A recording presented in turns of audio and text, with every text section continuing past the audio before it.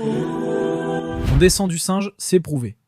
La création d'Adam et Ève n'est pas compatible, ça contredit clairement l'islam. En réalité, la science parle d'un ancêtre commun entre l'homme et les singes modernes. Mais cet ancêtre, on n'a jamais observé directement. C'est une interprétation, basée sur des ressemblances. ADN, ossements, embryons...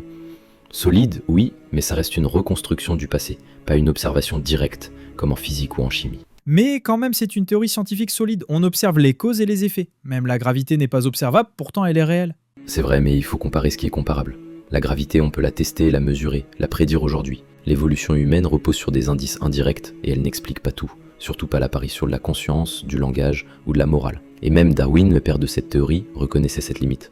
Il écrivait « L'apparition soudaine de l'homme dans l'histoire récente de la Terre et l'immense fossé entre ses facultés intellectuelles et celles des animaux les plus évolués me semble être un problème d'un profond intérêt que personne n'a encore réussi à résoudre. » Donc tu rejettes la théorie de l'évolution ? Non, je reconnais ses apports, mais je dis que l'idée d'un ancêtre commun reste une hypothèse, pas une certitude, et qu'elle n'explique pas ce qui fait l'essence de l'être humain. Elle décrit un corps, un cerveau, mais pas une âme.